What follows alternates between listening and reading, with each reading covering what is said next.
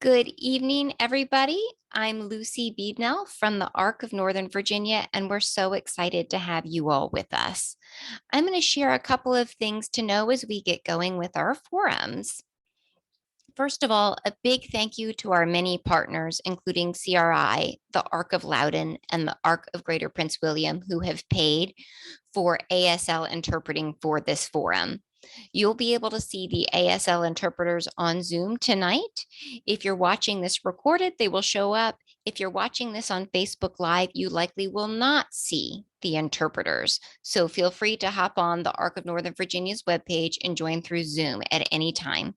Any questions we ask tonight will go to every single candidate, and we'll give each candidate approximately 2 minutes to respond, though we won't time anyone or cut them off. As a reminder, because the forums are live streamed, we won't share your name or any identifying information, but you're welcome to ask questions if you haven't had a chance yet at any time in the Q&A bubbles. We'll get to as many as we can, and any questions we don't have time to ask live tonight, we'll send to the candidates after the fact. As a reminder, the ARC of Northern Virginia, the Autism Society of Northern Virginia, and all of our hosting partners are nonpartisan. These forums are just a chance for the disability community to learn from the candidates and the candidates to learn from the disability community. And I do mean the broader disability community. Tonight will feature questions related to people with all manner of disabilities, including veterans, people aging in place, and people with physical and sensory disabilities, as well as developmental disabilities. Tonight is our 7th forum in an 8-part series. We certainly invite anyone to join us tomorrow for the final forum in this series if you would like. Though we know not every single candidate has the chance to represent you directly, the Northern Virginia delegation works very closely with each other, and sometimes your particular representative doesn't sit on the committees that have the most impact to you. So we want you to know everyone that's out there and have a sense of who to contact in the future, especially this year as our districts are changing rapidly. I'll give a final reminder that you'll be able to see the recording from this event and past events at our candidate forum page and our Facebook page, as well as our YouTube channel. And you're welcome to reach out and ask me, Lucy, questions anytime. Your follow-up email from the forum will come to me. And if you have any issues with registering to vote, voting accessibility, or need help reaching out to a candidate directly, feel free to let us know, and we're happy to help you to get in touch. Thanks so much for being with us tonight. And now I would like to give the spotlight over to Sharon and Connor to give us some more words of welcome. Thank you, Lucy. Welcome to the 2023 Virginia Candidate Forum Series on developmental disability issues. We are happy to have candidates running for House District 8, 9, and 10, as well as Senate District 36. We want to thank the ARC of Northern Virginia, the Autism Society of Northern Virginia, the Autism Society of Central Virginia, the Autism Society of Tidewater, CRI, Moms in Motion, the ARC of Loudoun, the ARC of Greater Prince William, the Independent Center of Northern Virginia, SPARC, Rev Up Virginia, Disability Resource Center, and the League of Women Voters of the Fairfax area. A special thanks to CRI for sponsoring the interpreters. Also, a thank you to each and every one of you watching live now or watching it taped at a later date. Now, I am proud to introduce my son, Connor, who will say a few words on the logistics, and then the amazing Lucy Beednell, who is our moderator for the 90 minutes. My name is Connor Cummings. I am a self-advocate and proud to be autistic. Please remember that this is a sensory-friendly forum. This is not a debate. Talk about what you can and have done for individuals and their families with disabilities. Share your disability experiences and plans if elected. Please concentrate on only you. Let the other candidates concentrate on themselves while you talk all about you. No raised voices or no interrupting whatsoever. Please keep it brief. Thank you for respecting the sensory-friendly instructions. This is your opportunity to answer our questions and to hear our stories, not just today, but every day you are in office. To all of you watching, these candidates are here because they care. Thank you for being here to respectfully listen to all candidates. This is our opportunity to hear a disability platform To help ensure our representatives include us in their decision-making, not just mention, but to seat at the table. Remember to always vote. Our voice matters and your vote counts. Now here's Lucy to start the questions.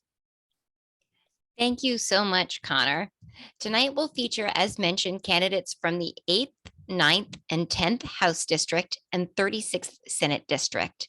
These candidates are vying to represent the areas of Centerville, Chantilly, Herndon, Fair Oaks, Manassas, and Burke in parts of Fairfax and Prince William counties.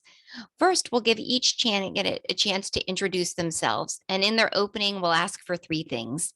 If they're the first candidate vying to represent their district, speaking a little bit of the geography of that district, it has been a very confusing time to figure out as redistricting happens, which candidates are covering which area, especially if some names were familiar to you in the past, but may not be representing you now. So first, the geography of the district, their name, and third, any disability experience personally or professionally they'd like to share.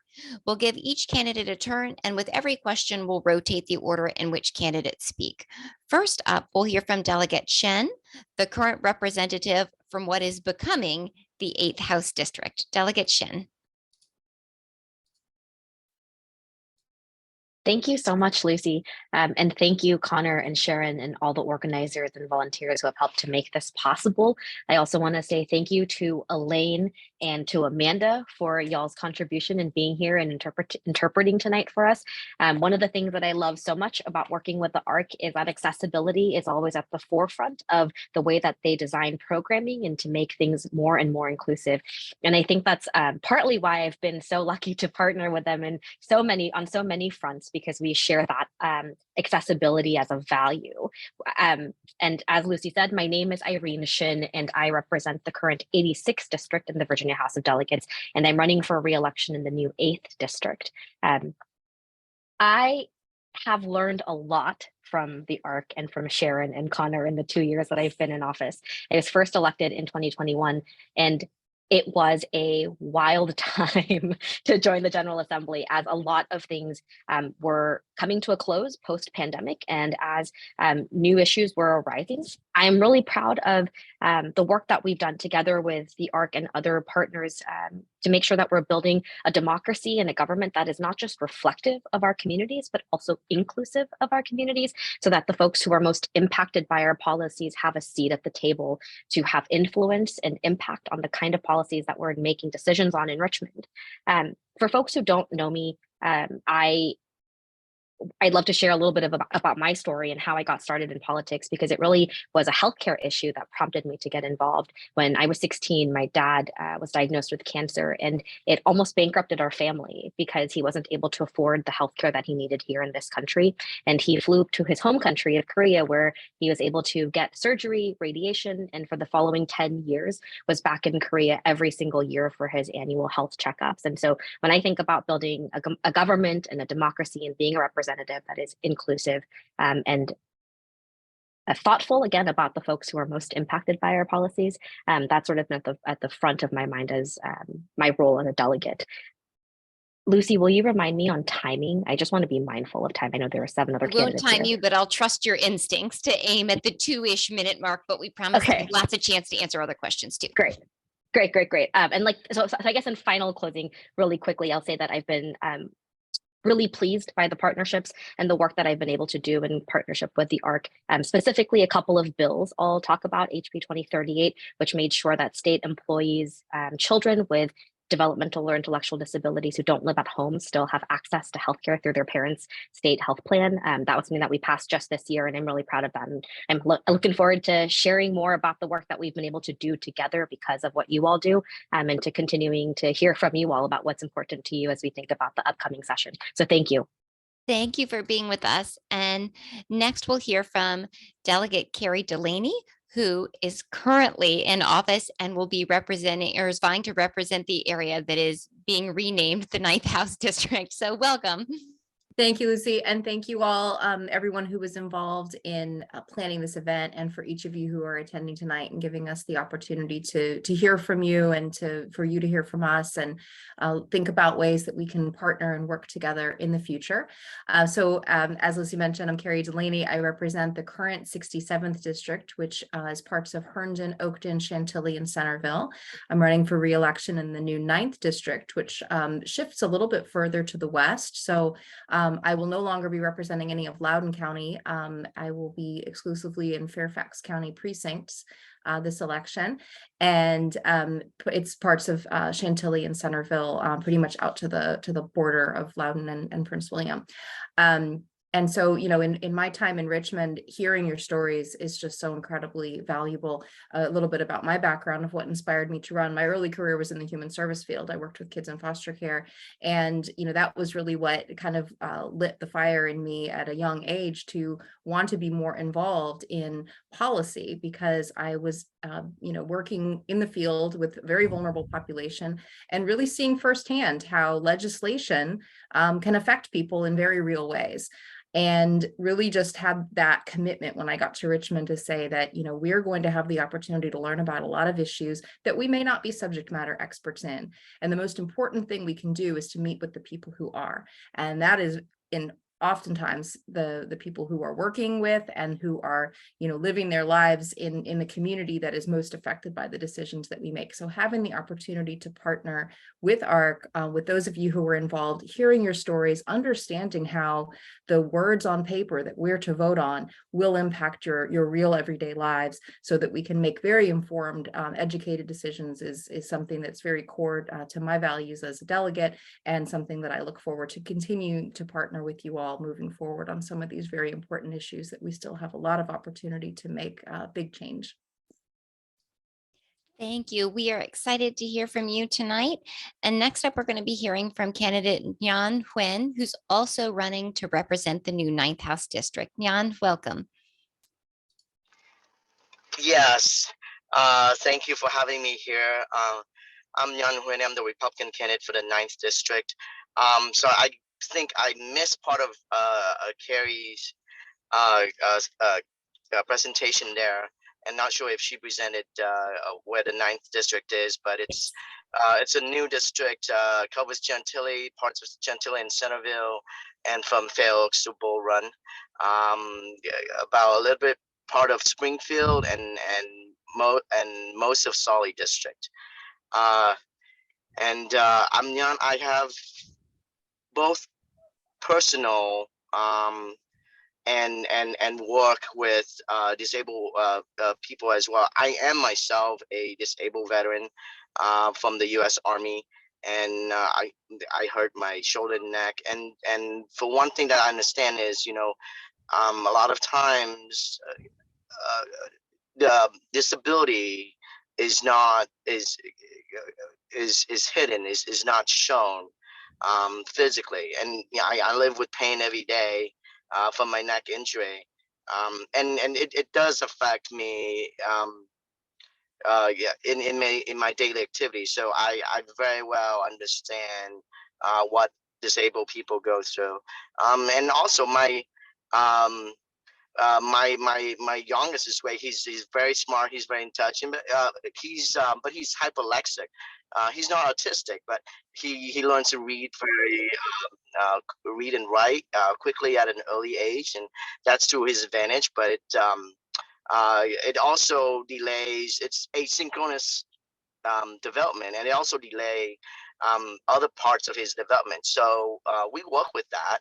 And he has an IEP, and I understand very well what the disabled community are going through.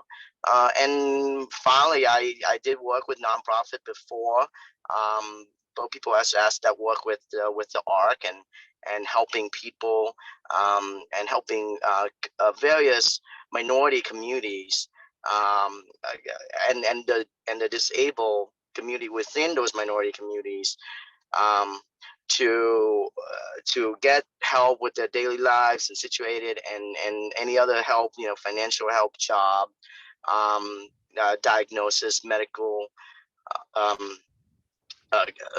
helping them get healthcare and what have you. So it, it's a pleasure to be here. I'm here to listen and learn more, even though I've personally um, uh, uh, went through some of the things that the disabled communities go through. I think it's always important to learn and listen more and understand more of of what you're going through, what your wants and needs are, so we can better serve you. Thanks Thank for you. joining us tonight. And next, we're going to hear from candidate Dan Helmer, who is currently in the House and is running to represent the area that is becoming the 10th House District. Welcome, Delegate Helmer. Well, thank you so much for having me, Lucy. Hey, Sharon. Hi, Connor. It's nice to see you guys too. And it's my pleasure to be here tonight once again with ARC. I just want to say thank you for all that your organization does to advocate for the disability community. I represent, as you said, the 10th House of Delegates district, that new district, or I will, aiming to represent it. That district runs from Fairfax Station through Fairfax, Clifton, has parts of Burke in it, and much of Centerville. And this is a really important forum. I am married to a public school teacher who spent a decade teaching at the Center for the Hard of Hearing here in Fairfax County, and got to see firsthand how important it is that we have great services for students with disabilities.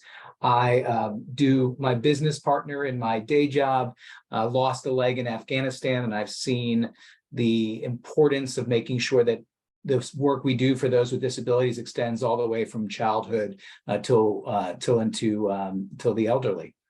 I've been really proud of the work we've been able to do in the General Assembly in concert with advocacy organizations like ARC, whether it's allowing the court to defer and dismiss criminal cases where a defendant has autism when that's appropriate, creating a work group within the Department of Corrections, develop accommodations for people with developmental disabilities, the Marcus Alert legislation that we worked on to provide law enforcement with the tools that they need when dealing with somebody with developmental disabilities and potentially mental health issues, and certainly requiring training on intellectual developmental disabilities for attorneys and public defenders. We have a tremendous amount of work to do, as I'm sure we'll talk about in this forum, but really encouraged to have the opportunity to hear from you tonight to answer your questions and to continue to partner to make sure that the Commonwealth of Virginia is the best state in the country to live for those who face disabilities. Thank you. Thank you for being here. And I will note that candidate James Thomas, running also to represent the 10th House District, had planned to be with us tonight and emailed us a few hours ago to say he is bedbound with COVID. So we wish him a speedy recovery. Next up, we'll hear from candidate Stella Pekarsky, running to represent what is becoming the 36th Senate seat. Welcome, Stella. Yeah, thank you. Good evening, everyone. COVID is in the air. I am also under the weather with COVID. Luckily, I am able to log on, however, and I'm very happy to be here. As you said, I'm running for state senate in the 36th district. That is the western most part of Fairfax County, Centerville, Chantilly, Fair Oaks areas, Clifton, parts of Herndon. I currently serve on the Fairfax County School Board, and I will talk a little bit about, I guess, my experience that you asked. I have quite a bit of varied experience professionally and personally with folks with disabilities. On the professional side, I started my career as a public school teacher, and I was, I had students with differing abilities in my classes, but then I went on to have some children, and had the opportunity to have a personal experience. I decided to run for the school board. Frankly, one of the most important reasons why was because I was unhappy with my daughter's experience, who was in special ed her entire high school career. And on the school board, I am very proud of some of the accomplishments we've been able to pass through, and ways that we've been able to support our special education teachers, our special education students, expand opportunities for them. I'm not going to go into detail because I know we want to ask questions. However, very excited to be here, very excited to talk more about my own personal experience, and what I've been learning as a parent, and what I'm hearing from advocates such as yourself. Thank you. We're so glad that you're with us. And to wrap up introductions, next we'll hear from candidate Julie Perry, also running to represent the 36th Senate District. Welcome, Julie. Still unmuted. Sorry, I didn't mean to turn on my mute. Hi, I'm Julie Perry. Obviously, still kind of represent where we represent. Fairfax Station, Chantilly, Centerville, Clifton, a little bit of Herndon.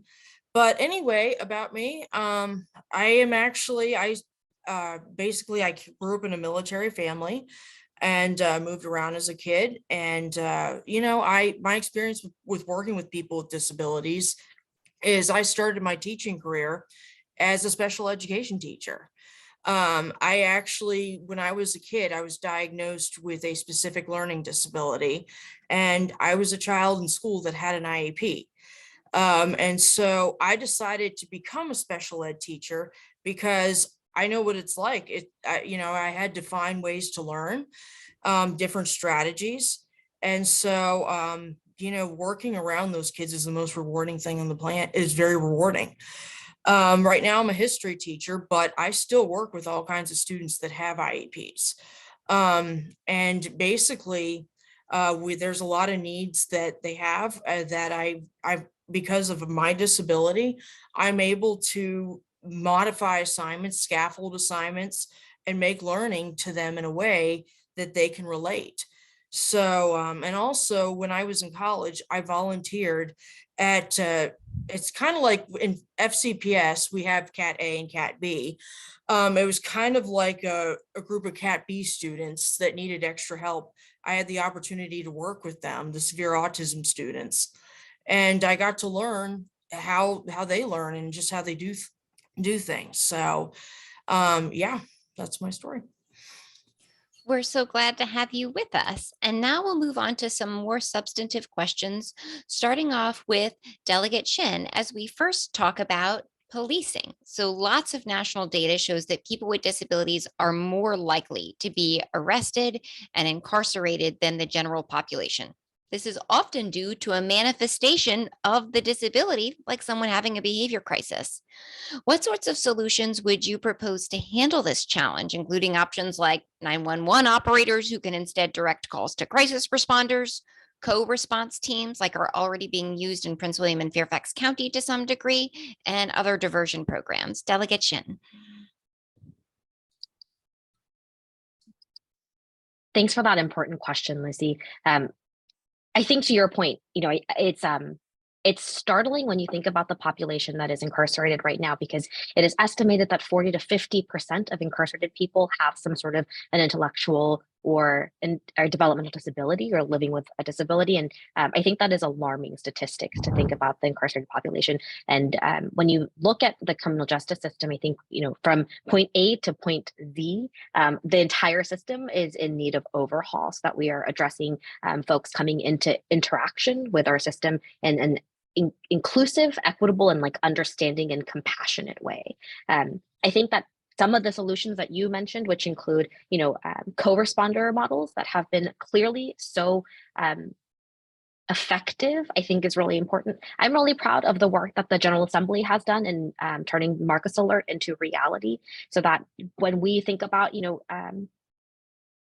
a first responder, it doesn't always have to be a police officer who is armed. And sometimes what you actually need is someone who understands how to deal with situations with an actual expertise in the area, like a healthcare professional. But it also certainly means that there's just a number of situations. I think about I think there was one story of a young person who accidentally spat on a police officer, and was charged with assault on a law enforcement officer, and that's a very serious felony. And so thinking about ways in which folks are able to use or talk about their for our system to be able to handle those people accordingly, I think is really important, and to address them in the criminal justice system. And I'll also like just raise here that over the past few years, that my colleagues have done a tremendous amount of work in addressing this and allowing for example, like intellectual or developmental disabilities to be presented in court as a mitigating factor before a judge, which was not the case before. And so there has been a lot of progress in the right direction, but I certainly think that we need to reevaluate our first responder model, and that I think is one of the most important and most immediate things that we can do. And I'd love to figure out other ways to continue this progress. Thank you so much. And next on this question, we'll hear from Delegate Carrie Delaney. Your thoughts on addressing this policing and justice intersection for the disability community. Well, thank you so much also for the question. I think we're in a large room of candidates and delegates, so we might hear a lot of overlap of where we agree. I think a lot of the things that Delegate Shin just said are things that I would definitely agree with. So I'll try to just kind of add to that in that sitting on the Courts of Justice Committee in particular, I have had the opportunity to see not only how these issues come forward from the community, but the difficulty that we as legislators face when it comes to crafting the correct language so that when we're working in things like the criminal code, that we don't have unintended consequences. And working hand in hand with ARC and with the community is so essential, because this is the kind of thing where I think we all understand what we need to do. The question is, how do we craft that language in the code so that we are not putting people's liberty in jeopardy accidentally, or so that we're particularly targeting the goal of the legislation and not catching up other people in it in a way that may be unjust. I think that one thing that Delegate Shin mentioned that really made me, I guess, kind of want to expand on is just the layers to this, that there's not one solution, there's not one area of policing or criminal justice that needs to be addressed. It is all layers of interaction, from that first responder, whether they be law enforcement, a crisis response team member, an EMT, someone that's the first, whoever is first on the scene, and making sure that there is training available to everyone, so that there is an awareness of what to look for, what might be a sign that you're interacting with someone who isn't defiant, but that is maybe struggling in some other way, and knowing what those signs are and how to respond appropriately to help de-escalate the situation and to deal with it appropriately. And I think that the stories where things go wrong when there's not training are just so catastrophic, and those are the issues that I think are on our hearts and minds when we as legislators address these issues, to realize that if we don't address this, people are in legitimate harm. And there's been some very tragic examples, not just of people being incarcerated, but people facing violence, and that is simply unjust. And so it is an incredibly important problem for us to continue to work towards, to identify where are the different layers at which we need to make sure that everyone is on the same page with training and understanding, having resources available so that we're not calling law enforcement to deal with issues that are not law enforcement issues, and that when someone does enter the criminal justice system, that the system itself is informed and accessible in a way that is up to date with all of the science and understanding of the needs of this community. Thank you. Thank you, Delegate Delaney. And we'll turn now to candidate Nhan Nguyen for the same question. Yes, I don't. These are not controversial issues or issues of disagreement. I think it's a bipartisan effort, and Governor Youngkin has put out legislation for mental health, which I support. And like Delegate Delaney and Delegate Shin said, there's multiple facets to this, and from training to response to actually where the person I don't want to say criminal, the person that needed help go to, whether it's mental facility or any rehabilitation facility. So it's all facets, and I know Governor Youngkin already has legislation on that.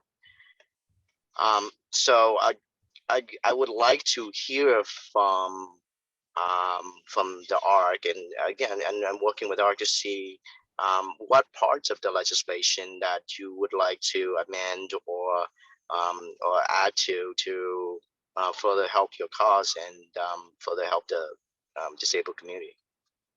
Thank you for being with us. And yes, to you and all candidates, we are always happy to have more in-depth meetings on those kinds of issues, which we know can be really nuanced. And now Delegate Helmer, who mentioned actually Marcus Alert in his opening remarks, we'll turn the mic to you.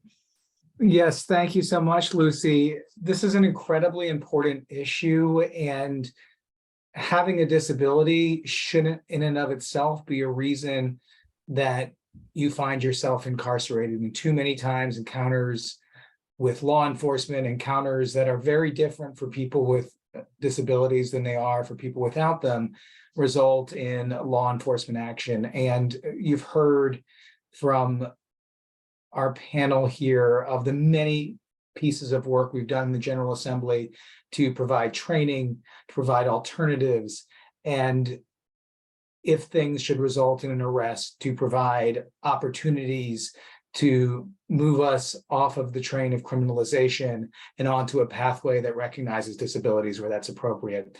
And so really appreciate the partnership of those on this call and doing that. The work is so important. And my promise is that we look forward to continuing to work with you to make sure that we keep our community safe, and also make sure in doing so that that means keeping it safe for people with disabilities as well.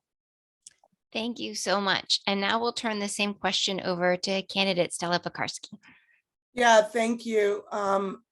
Thank you. I largely agree with what has been said. Again, you know, the larger issue, the societal issue, is that we continue to judge folks with disabilities by norms that just do not include their lived norms.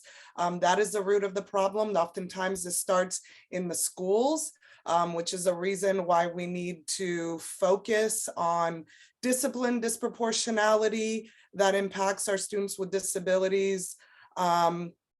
Because a lot of these things, you know, it's a pipeline. However, I think we need, you know, better and mandated training for law enforcement, but also for prosecutors and judges, and better understanding of intent and how to determine if it's criminal intent or disability related. And I don't think it can only be for law enforcement. It needs to be for everyone involved in the criminal justice system. We need our co-responder models, but also 911 training. We need to support programs that expand practicing walking stops and traffic stops to build familiarity between law enforcement and people with disabilities. You know, we have those types of programs here in Fairfax County, and I've taken my own young adult with disabilities to them, find them very helpful. And in that vein, we need better training for people with disabilities so that they are able to understand the world around them and how to effectively participate. We've got a long way to go. A lot of good things have happened, but I still think this is an area which, you know, it's a societal problem, but there is lots of space for improvement. Thank you. Thank you. And Julie Perry, we would love to hear from you on this issue. Okay, actually, thank you for asking the question. Part of being a SPED teacher when I was in grad school, one of my classes was actually dealing with discipline and how to look for manifestations of a disability. And you know, you can't obviously in the schools, you can't suspend a student or expel a student because they did something based on the manifestation of their disability.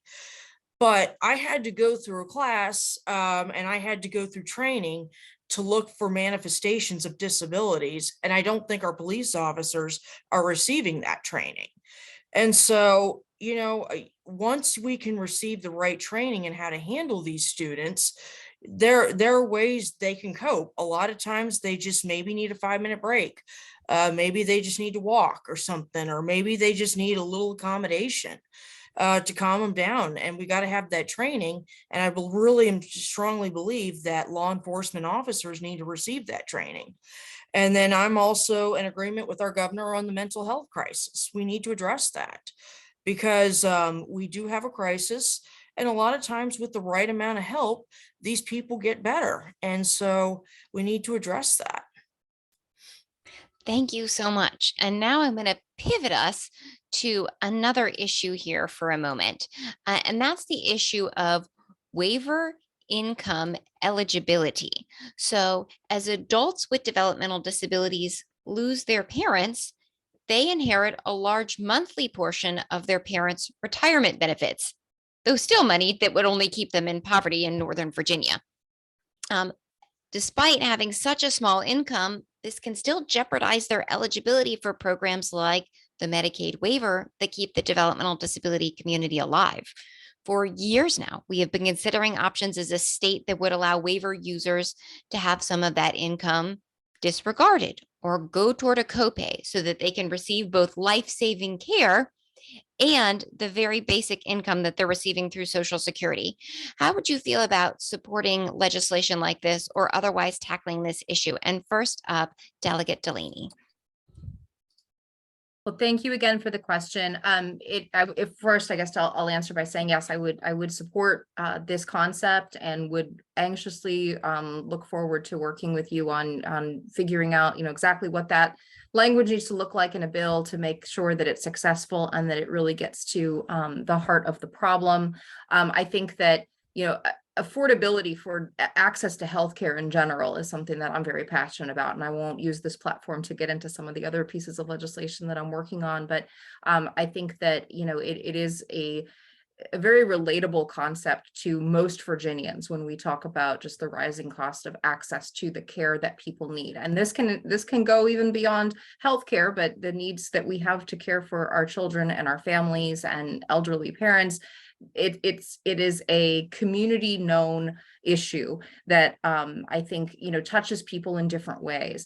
That combined with inflation, just everything's costing more. When we look at income and compare that and use that as a metric for access to services, I think that it has to be modernized. It has to be done in a way that is data driven, and absolutely would work with you on making sure that we could get something like this past the finish line in Richmond. Thank you. And now we'll ask the same question of candidate Nguyen. Yeah, thank you. I'm also not disagreeing here. It sounds common sense to me, and I'm all for common sense legislation. We need to provide support and well, not just healthcare, but I would add for job training and jobs as well. So I know that this disabled community also have a hard, not only when they grew to adulthood and still needing the parental help, but also when their caregiver or parents pass away, and it is hard for them to be on their own.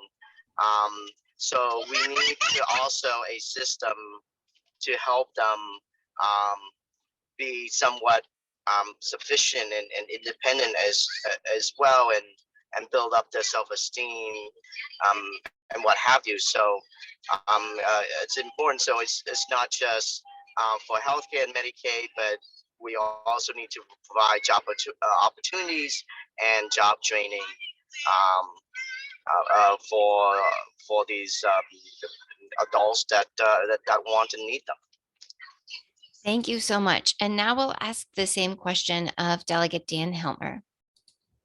I really appreciate it. I'll echo the comments of my friend Delegate Delaney. I believe that we need to make sure that after reaching adulthood, that those on disability waivers are able to continue to afford to live, and that we're not driving people in Northern Virginia into poverty. I was really glad to help get that study group going that included members of the ARC. I think it's incredibly important that we work together to solve for this, and that we work through the budget to ensure as well that we give an opportunity for those with disabilities to continue to live in dignity after reaching adulthood, and work on this issue together. Thank you. Thank you. And now we'll ask candidate Stella Pekarsky. Thank you. Yeah, I think Dan, Delegate Helmer really hit the nail on the head with living in dignity. I will tell you, as a parent, the thought of being worried about what is going to happen when I am not around and my child not have access to these services is very scary for families. So yes, to answer the question, yes, absolutely, I would support it. We know that large numbers, as has been said before, of adults with disabilities live in poverty.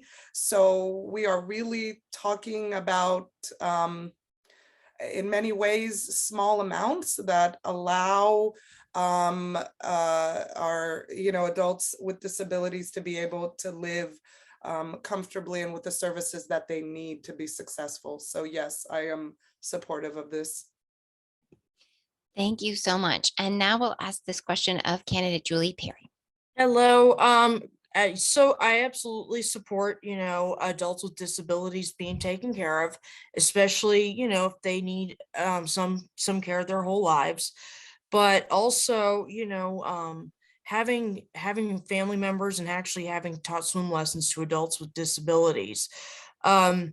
I also want to make sure that they have some independence. They are able to have a job of some sort, or they're able to have some kind of make some kind of money, because when they make money, they feel good about themselves. It makes them healthier. It makes them happier. So I think we need to make sure they're taken care of, obviously, but also make sure that they feel like they have a purpose in life, and make sure they realize that, everybody on this planet has a purpose, and we got to encourage them to find that. There are so many people with disabilities that have these amazing talents. And, if they didn't have people encouraging them to shine in their talents, I don't know, it would be sad. So that's just my opinion. So, yeah. Thank you so much. And to take this question home, Delegate Shin. Thanks, Lucy. As Lucy will know, this is a topic of great interest for me. And so I feel really passionately about this. And I'm glad to hear that so many of my colleagues and potentially future colleagues are committed to understanding this issue and working together to get to an answer for how we can ensure that all of our community members living with disabilities have the opportunity to work and live a dignified, meaningful life. And this is, I think, more than just about, I think someone said adults with disabilities being taken care of. It really is about making sure that there is an opportunity for everyone to have a job, to build community, to find meaningful work, and to be able to do that. And so I'm excited to share that, this is a bill that we worked on, Lucy and a couple of other stakeholders and I have worked on since I first got into office in 2022. HJ 85 was the very first time we tried to get this idea studied. And as we uncovered, it turns out it's a lot more complicated to make sure that folks who have, a parent who's passed away and they become eligible for SSDI, it jeopardizes their entire Medicaid waiver. And I've since then talked to dozens of families, of parents who say, like, what happens when I die? Is my kid not going to be able to work? Right. And like, that is the reality that parents have to live with and grapple with right now as they do family planning and future planning for their kids. And I think the thing that we're hearing right now is like, yes, we have to figure out how to make sure that they don't become ineligible for their Medicaid waivers, because the income that they're making through their work is never going to be able to supplement the services that they're getting. But two, this is something that we can do, right? It takes a little bit of willpower and a lot of elbow grease, I think, as Lucy and I have uncovered. We've gone from agency to agency at the state level and at the federal level now to figure it out. And I'd be happy to share that some of the stakeholders, I think I saw Teresa's name on here too. Teresa and Dennis and I have been working diligently along with Senator Boysko, who's running to be reelected for the state Senate in the 38th district, that we're talking with the White House right now, because there is a particular reading and interpretation of a CMS regulation that might allow us to be able to disregard SSDI against the Medicaid waiver income threshold. And so, I think there are pathways forward, and we're getting closer and closer every year. And I look forward to continuing to fight for this, because I understand just how important it is that our folks are able to find work, find community, and do something that they love. And so, yeah, that's my shtick. I love this topic. Thank you. And I'm glad to hear people so passionate. I just want to take a quick moment and note this question was really top of mind because this summer, the ARC of Northern Virginia hired a woman with cerebral palsy who's a graduate of George Mason University. And this afternoon, she sent me an email as her parents are thinking about retiring, realizing how this issue was going to impact her. And she said for her to pay for the caregiver she gets for her waiver out of pocket would be $139,000 a year, even at the rates we pay for them under Medicaid. She said, I can't even work full time under any circumstances. I'm never going to be able to pay for those caregivers unless we keep me eligible. I'm out of luck and in a really scary place. Her name is Claire, and I look forward to cajoling her into testifying in front of you in 2024. I'm going to move us again onto another issue that is near and dear to a lot of our hearts that some folks have alluded to tonight, and that's our school settings.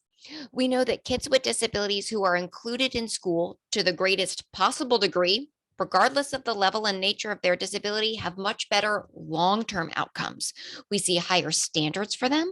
We see typically developing peers step up to support them, and we see a big focus on abilities and accommodations. But this model only works when teachers and aides have the training and support needed to ensure kids with all needs and learning styles in their classroom can succeed. How would you approach school inclusion so that Virginia as a state is moving toward a place where all kids with disabilities can get what they need from school with their peers? And first up, candidate Nhan Nguyen.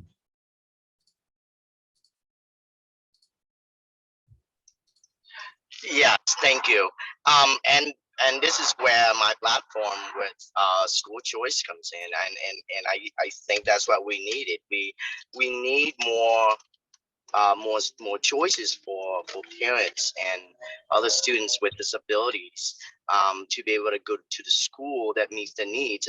It's very hard for public school to meet everybody's needs, and I've experienced it personally with my child who's hyperlexic, and he does very well in Montessori schools, but not in public school. But as a parent, I have to pay out of pocket for private schools, and one way to help with that is to give tax credits or vouchers for parents to have their children in schools that meet their children's or the students' needs. It's we can't just keep pouring funding into public schools because there's just too many variables, too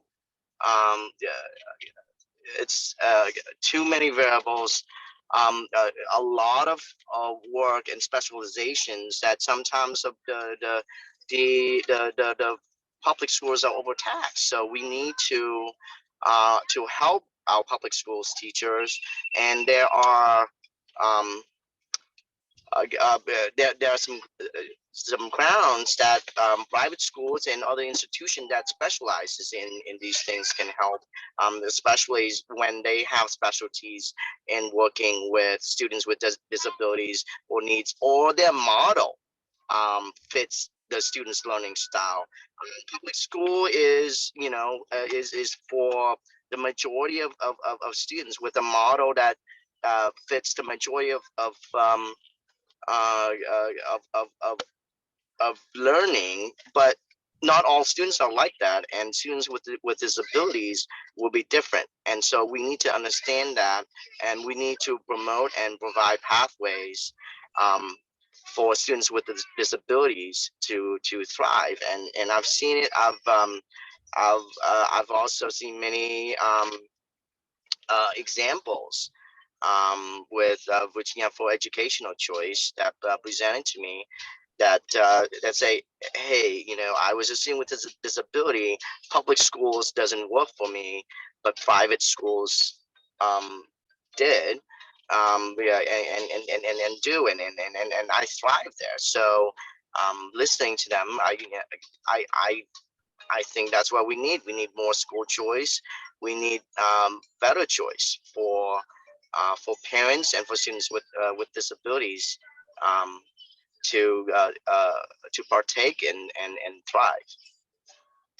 All right. And now we'll turn the microphone to candidate Dan Helmer on this issue. Well, thank you so much, Lucy. As the husband of a public school teacher with 2 kids in our public schools, I think a lot about this. My wife is now an administrator in one of our Centerville public schools, and just see time and again how stretched thin our teachers are right now. And so I think there's a lot that we need to do in order to ensure our teachers and our administrators or teachers and support staff are all properly educated. I think that's really critical. And I know we're working together on that. But I want to make a plug for staff to student ratios and the overall staffing ratios in our schools right now, because I think we have where we have fewer students to teachers, where we have more support staff available, we have better outcomes for fully integrated classrooms and ensuring students with disabilities get to participate in a general education classroom that best serves their needs. It is very difficult for a teacher with, an elementary school teacher that's pushing 30 students in the classroom to give every student the individualized attention that they need. And the staff caps over the last few years, since 2008, have made it increasingly difficult to make sure we have the right IEPs in place, that we have the right support infrastructure to make sure students with special needs have the right accommodations in the classroom. We've made some progress in reversing some of the damage done by cuts in 2008 to our public school funding, but not enough. We haven't done enough to raise teacher pay to attract as many great teachers as we can and retain them here in Virginia, particularly in Northern Virginia, and investing in better student to staff ratios, investing in more support staff, and increasing the pay of teachers to make it a more attractive profession to enter and stay in and get the best to stay with teaching goes a long way to making sure that our students with disabilities can get the support and the education they need in the classroom. And it's one of the things that I'm continuing to fight for in the General Assembly. Thank you. And next to candidate Stella Pekarsky.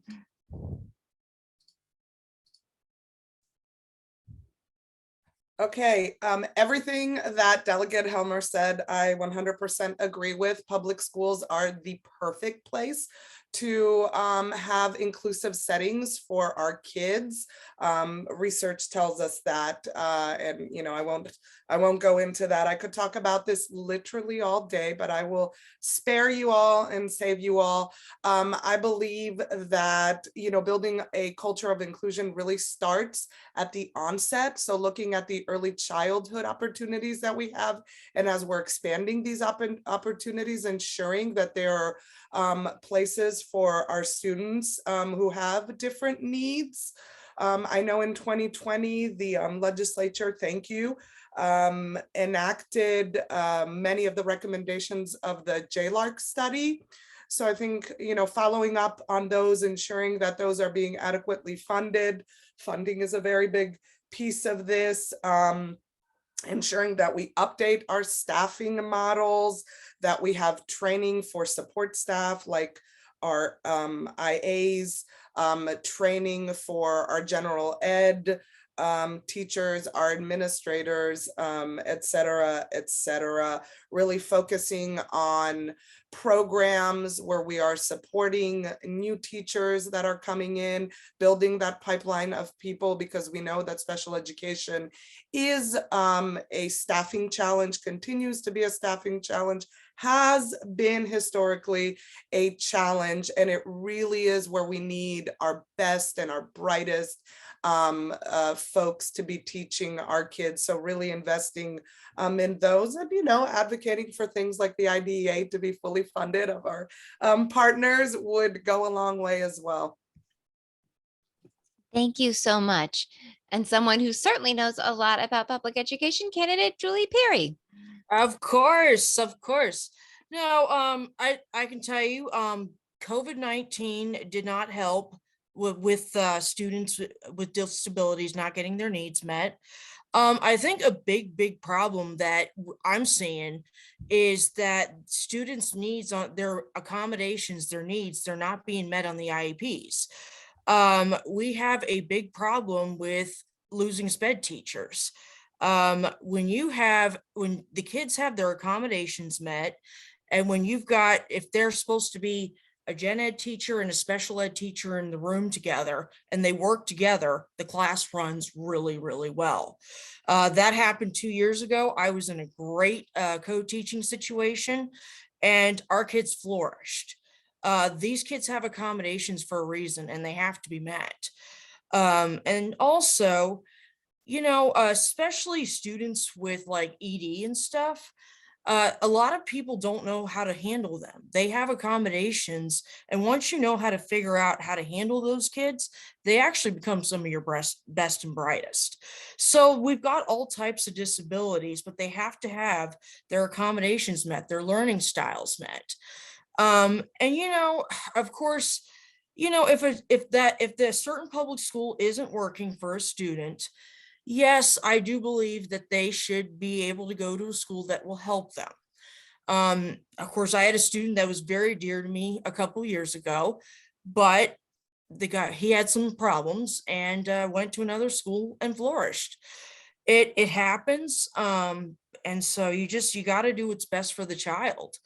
And like I said, what we have to do is we have to better staff our school with special ed teachers, and we got to retain them. SPED teachers are burnt. They're not just teachers. They're dealing with all kinds of paperwork, IEPs. They're having to deal with progress reports. Their job's a lot of legally binding stuff. So it's a very stressful job. So we do have to retain and treat our SPED teachers well, because it just breaks my heart to see a lot of my SPED colleagues leave. And it's not because of the kids, it's because they're burnt. And so we got to keep them. Thank you so much. And now we'll ask this question of Delegate Shin on school inclusion. Thanks, Lucy.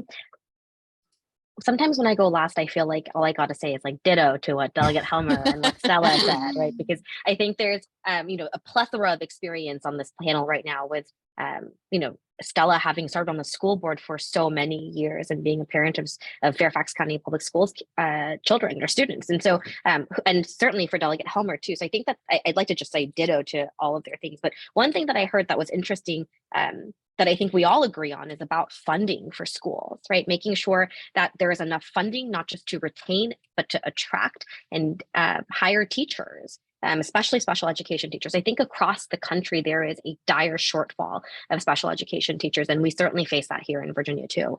And I'll throw out there that that public schools are often the best place for students to have an equitable opportunity to learn and access education. And so any systematic diversion of funding away from our public schools is underfunding our public schools and defunding our public schools. And I think that has to be seen for what it is, and we have to all commit to fully funding our public school systems. I'll also add that, one of the earlier questions we talked about was about the criminal justice system and how it can often scoop up folks who are living with intellectual or developmental disabilities that maybe shouldn't be there because of the way that they first came into interaction with the criminal justice system. And when we think about how we can address that, we also have to remember that we need to be looking upstream to make sure that it's not just about the judges and the attorneys, but really going further up, right? Normalizing community members with developmental disabilities by integrating them in classrooms and in schools. I think it's such a big part of how we ensure also that our public education system is supporting and meeting the needs of all folks. I think really it comes down to more funding to make sure that everybody is having their needs addressed and met through public school systems. Thank you so much. And last on this question, Delegate Delaney. Well, I actually feel really lucky I get to go after Delegate Shin because I thought her answer was incredible. And I can just say I agree with so much of what she just said. I think funding our public school systems is absolutely essential. We need to make sure that our public school systems do not have any resources diverted, because that is how we ensure that we have the maximum amount of resources to go towards training and resources and all of the tools that our schools, our administrators, and our educators need to provide the best education for all students. I would be concerned with, unintended consequences, as we often say in Richmond, about, anything that would take away the opportunity to fully fund our schools, because that is the essential guarantee that all students will have access to an education. Having alternate opportunities can serve community in certain ways, but there's no guarantee that the students who need those services would get accepted to those schools. And so I think ensuring that our public school system is able to serve every student in their community and to serve them well is just our mandate as a legislature and as leaders in the community. And so that's certainly the position that I would take in Richmond. Thank you. Thank you so much.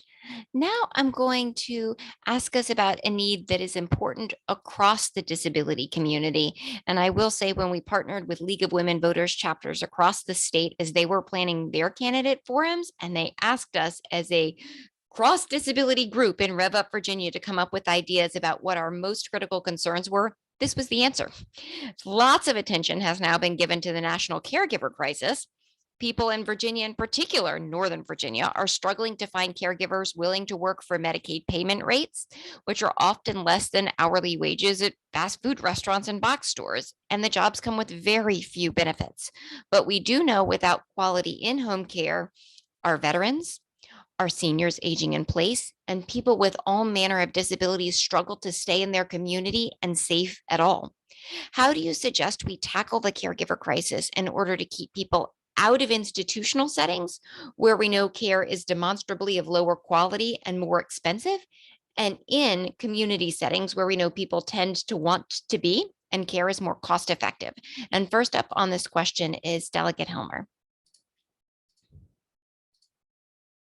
Thank you so much, Lucy. Appreciate you raising this. I'll return to something familiar from what I was talking about in the last question, which is where we want to attract the types of quality professionals who we want to work with our friends with disabilities. We need to have pay and benefits that befits attracting top talent into those positions. And as you know, we haven't done that. We haven't done sufficiently. We need to improve what we do in terms of compensation. We need to ensure that folks have access to vacation and paid leave so they can take care of their own family members if they're ill.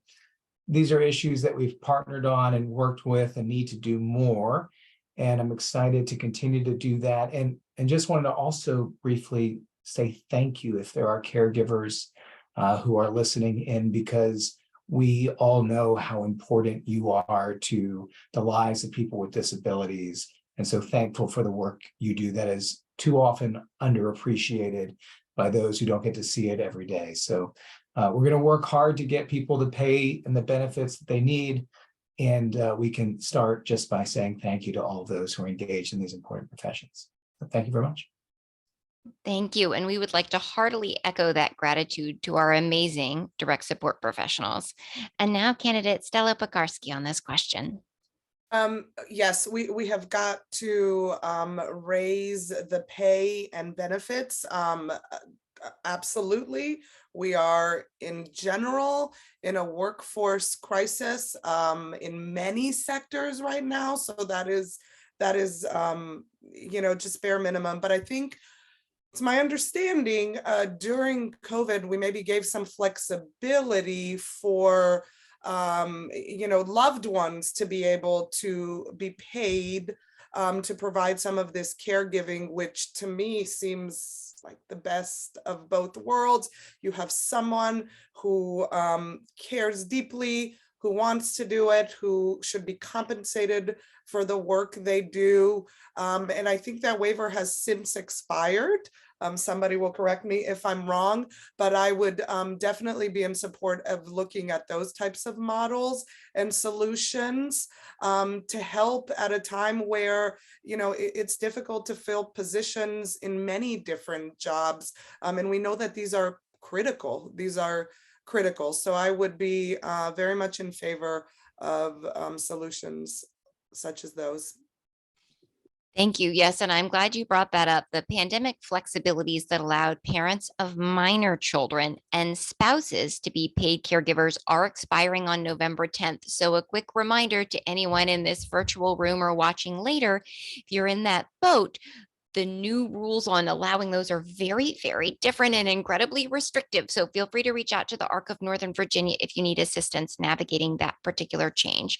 But to speak to the caregiver crisis more broadly, candidate Julie Perry.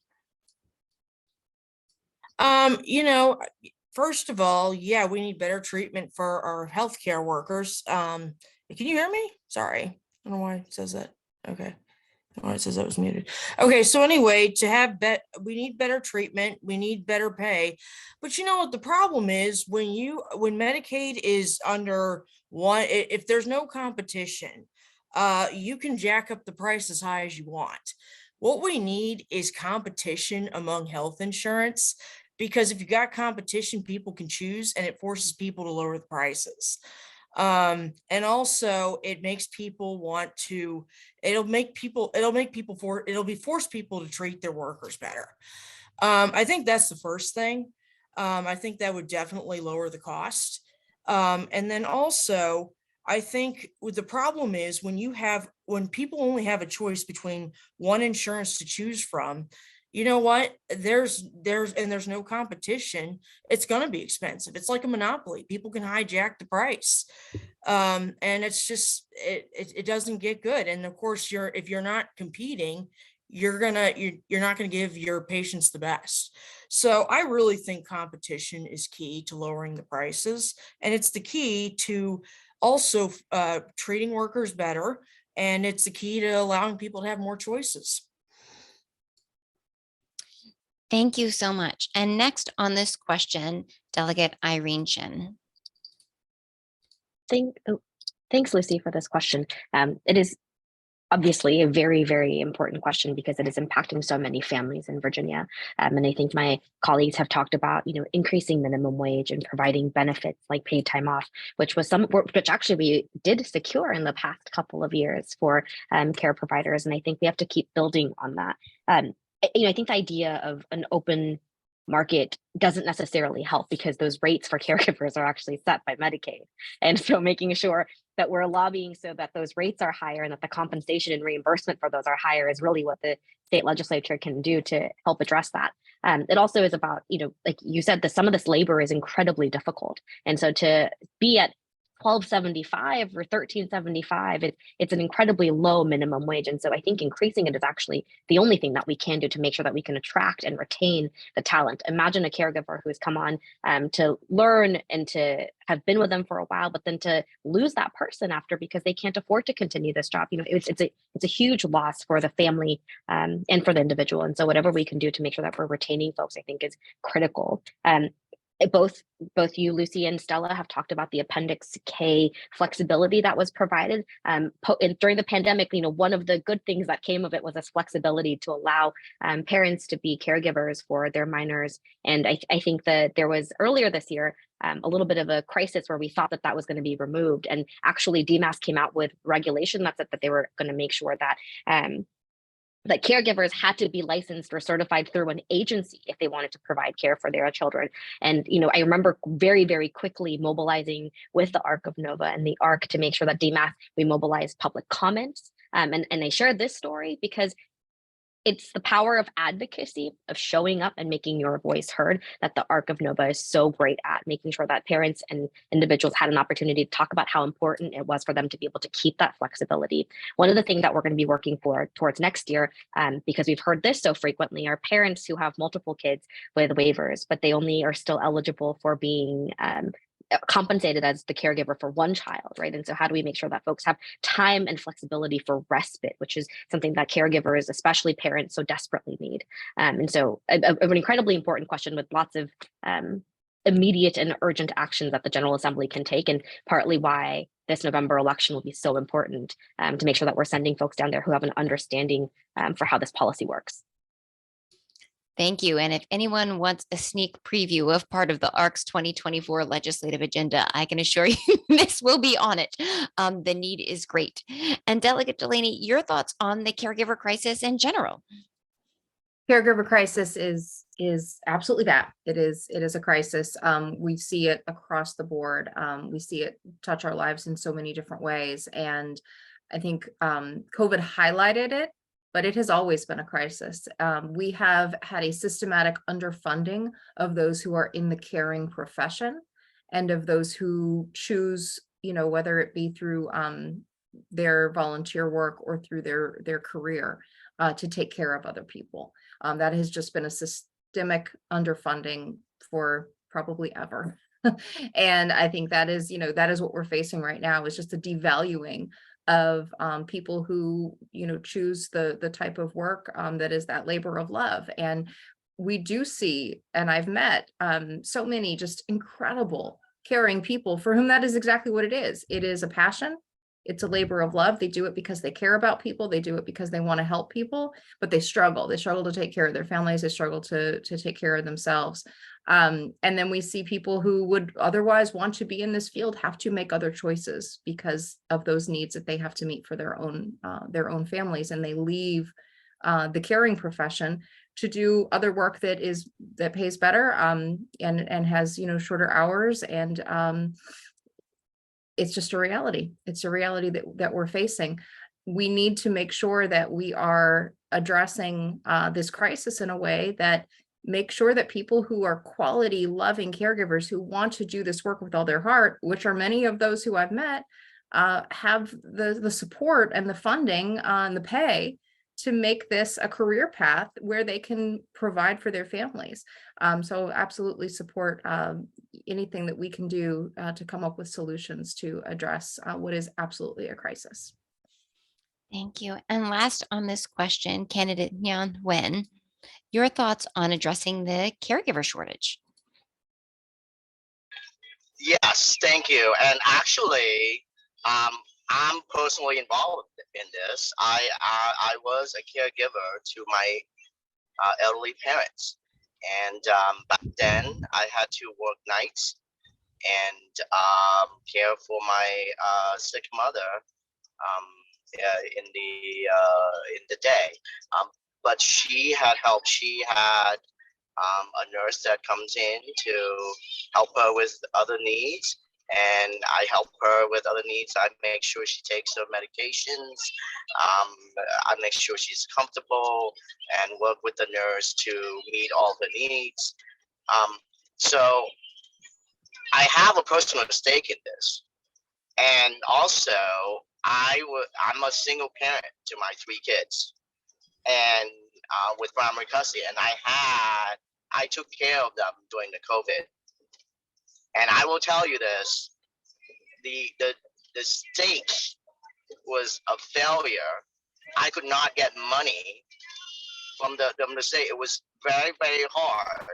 The funding was there, but I had to call every day, and the line was busy. I couldn't get through to anybody. The application process was horrible. And look, and I'm not uneducated unable, illiterate person that cannot work through the application process.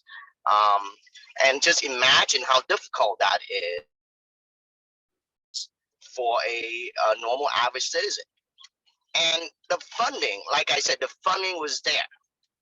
This is my problem with it, that many of you keep asking for more funding, talking about systemic underfunding. It's not true. Even if it's funded, the citizens cannot get to it. This is my problem. You gotta make sure the people that you intended to help receive the help that they need. And me, as a single parent during the pandemic, I was not able to receive the help I needed. So let's talk about other ways that work. Like I said, I work nights, so modified scheduling, remote work has been a big help.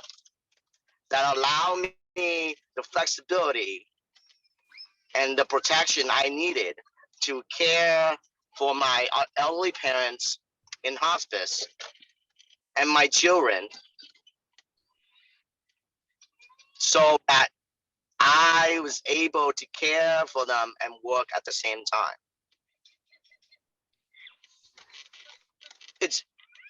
We cannot keep talking about funding, and we spend so much money during the pandemic that is partly blamed for this inflation that everybody's suffering through. So we always have to keep that in mind. We got to help everybody. We have many, many needs on the table, but we got to make sure the people that needed help get help that they need, and make sure it is efficient and it's there. The government cannot keep taxing everybody and asking for funding when it doesn't work. You cannot keep throwing money at problems hoping it to solve itself. So like I said, I've personally gone through this. We need protection on the work flexibility that many other people need, and when they apply to a caregiver, that they need that help that protect them from their job. If they need to take off from work to care for their children or their parents, I'm not talking about medical leave or sabbatical. I'm talking there were frequent days which I needed to take off from work because things come up, and I would like not to get fired from that. So it's very important that we have the job protection for the people. And so, but that doesn't cost anything to fund, and that I make sure that I do my work, that I have flexibility with my work to be able to do both my job professionally and as a caregiver. So that's my solution is legislation there to protect the caregiver. Thank you. Thank you so much. And now we'll give candidates a chance to give a final word of wrap up tonight. A minute or so from everyone if there's anything you didn't get to touch on that you wanted to, or to remind people how or when to reach out to you. And Stella Pekarsky, we'll give this mic to you first. Yeah, thank you, everyone. I appreciate the conversation. I know there's many issues, a lot we didn't touch upon, a lot that I'm very interested in, like the disability waivers list, that I have some personal experience with, transitions, which I know are a huge issue for many of our young adults. And it is an area where I'm learning as a parent, and I'm already seeing so many needs and spaces and places for improvement. So I'm excited to work in partnership with the ARC and with advocates to make the lives better for everyone in our community. And I am very much committed to that, as I have been committed to that all my years of service and professional career. So thank you for the opportunity to be here tonight. Thank you for being with us. And now we'll give a chance for wrap up to candidate Julie Perry. Your final thoughts for tonight, Julie. Well, thank you for having inviting me. This is a topic that's very passionate to my heart. And so, we need to continue to support those with disabilities, because, they go on, these students, these adults go on to accomplish great things in their lives. And so, I think one thing all of us have in common is we do want to see those people thrive. And so I just appreciate the topics tonight and just hearing what everybody has to say. Thanks for joining us. And Delegate Chen, your final thoughts tonight. Thanks, Lucy. I just want to extend my gratitude to you, to Sharon, to Connor, for all that you all do day in and day out to advocate for this community and to make sure that their voices are being heard loud and clear in Richmond. I am really excited to continue to work with you all on policies that we're going to hopefully get in the next session that are going to address some of the things that we've discussed tonight, right? Which include increased caregiver rates, which will include making sure that there's that we're not or that we can disqualify SSDI income against the Medicaid waiver thresholds, and lots of other things, especially around inclusion and accessibility. I look forward to continuing this work with you all, and I really appreciate you all putting this together and giving us an opportunity to share in this dialogue. And again, I want to give an extra special thank you to Amanda and to Elaine, who are on here doing this interpretation. So thank you. Thank you for being with us tonight. And a final word from Delegate Delaney. Thank you so much for organizing this and giving us an opportunity to, share some of our vision and to hear what are the issues that are important to you. It's an ongoing relationship. I have always been excited to hear what ARC proposes for the upcoming legislative year, as well as ways that we can be helpful in advocacy throughout the year for our constituents. So as always, my door is open. I'm very interested in hearing your experiences, how I can be helpful, how I can be of service, how my office can help you both during the rest of the year when we're not in Richmond, as well as working with you and ARC for policy solutions that can best serve our community. Thanks again so much for having us tonight. Thank you for being with us. And a final word tonight from candidate Nan Nguyen. I do apologize. My voice is kind of hoarse.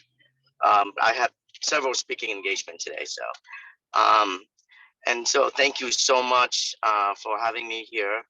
I was hoping I could learn more from you and what your legislative agenda is, and how I can best serve you.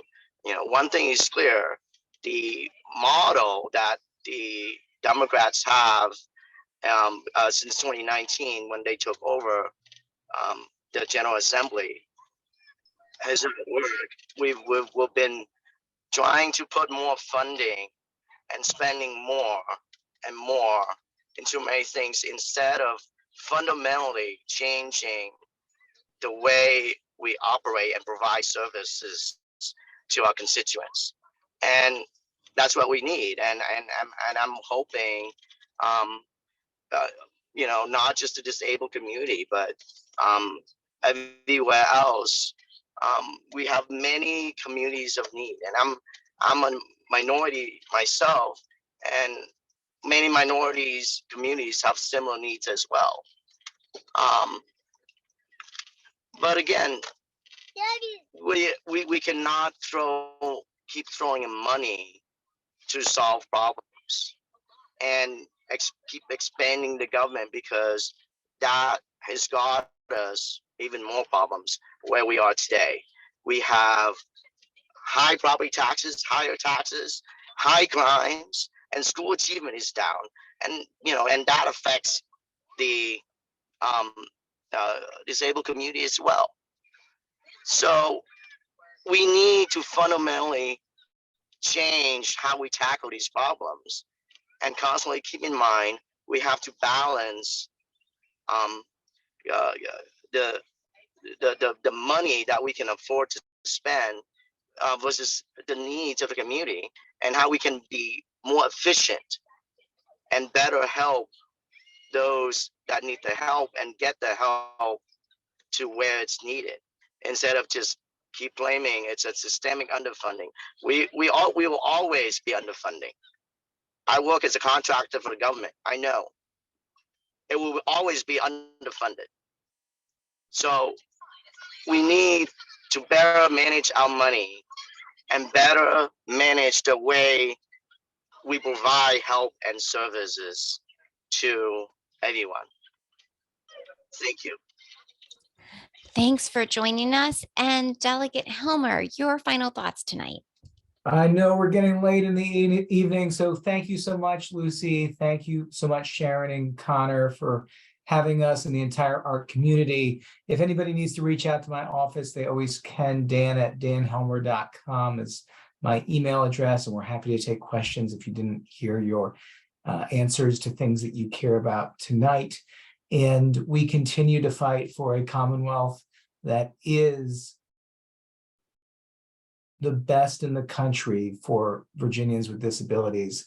That's what many of us on this call are committed to. That's what I'm personally committed to. And as you have ideas and thoughts about how we can make that a reality and not just an idea, I look forward to hearing from you. Thank you so much. Thank you all for being with us tonight, and a huge well wish to Stella Pekarsky and James Thomas on COVID recovery. Being here was no joke. Thank goodness for virtual access. Connor, did you have some words to take us home tonight? Yes, I do. Please jump in. I just want to thank you candidates for attending. I heard good suggestions. I heard you are open to finding solutions and living in dignity. You listening to our needs matters. You working along with us on bills matters. You can make a difference in our lives. Everyone watching, you need to vote your choice. Our votes matter. Invite your neighbors, friends, and family members to vote with you. So thank you. Thank you, Connor, and huge thank you to our candidates and their staff teams, all of whom spent a lot of time campaigning, talking to constituents and potential constituents, and getting ready for tonight in particular. We are very grateful to have the opportunity to get to know you all better. Thank you so much for joining us, and we wish everyone well. If you have any questions in advance of the election or anytime, always feel free to reach out to us at the ARC of Northern Virginia, and we're happy to help. Have a great evening.